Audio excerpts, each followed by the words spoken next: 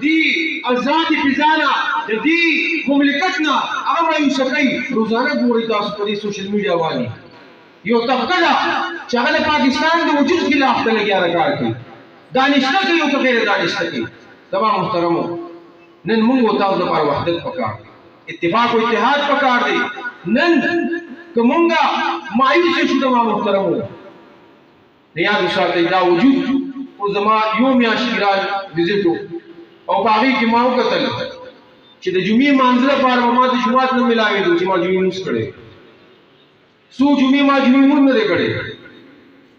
موبایل دلته موږ استعمالوو او په هغه موبایل کې موږ ټوله ورځ د خپل فوجي افواج پاکستان خلاف د ادارو خلاف لګیا تنقید کوو، د یو بل په صفت رد وایو، د یو بل بیزتیانې کوو. زما محترمو تاسو ته لاړ شئ، نیټورک بند دی، موبایل بند دی، چاته د ازادي نشته چې هغه خبره کوي، چا د حکومت خلاف خبره وکړه هغه ټیم اوچت شوي زندان کې پروت.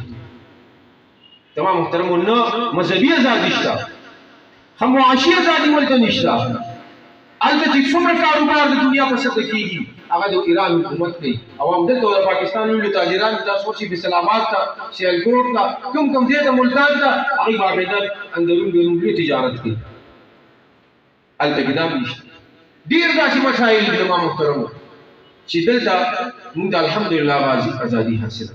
او بل زما محترمو، د دې پاکستان قدر وکړئ، دا یو نعمت دی.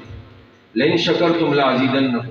الله تبارک وتعالی فرمایي که تاسو د دې شکر ادا کړو زه به تاسو ته نور هم زیات خو که تاسو شکر نه ادا کوئ ان عذابي لشدید.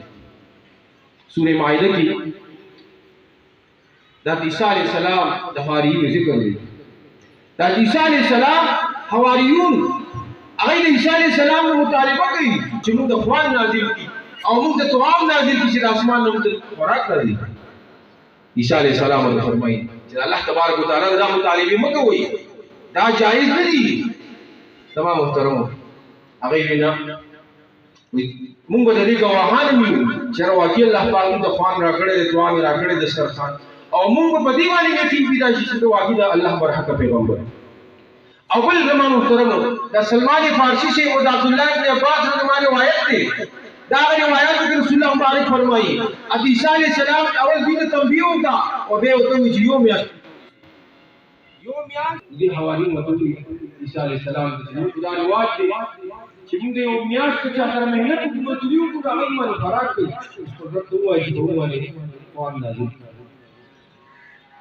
عیسی علیه السلام الله تبارک وتعالی ته سوال قرآن نازلي دعا شروع شو سلوي خوري الله تبارک وتعالی د طرف دې توبه کوي خوراک او بیا دې سره ارمایشونه شروع کیږي.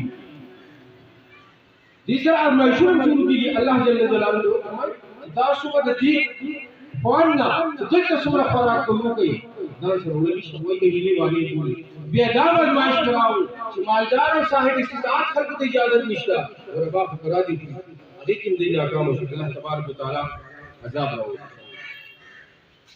پس څونو د عیسی علیه السلام حواریین هغه چې سحر را باسي وجود د انسان دی بني اسرائیل راځي چې واغه خلک هم راغلي د عیسی علیه السلام نه جوړ شي خبرو طاقت نشته. عیسی علیه السلام نو دغه مانس سره یو په دې ځای باندې هغه طاقت خبرې عمل الله پاک سره پاتري و دې په سره وو. زما محترم دا الله جل جلاله چې چا د نعمت نه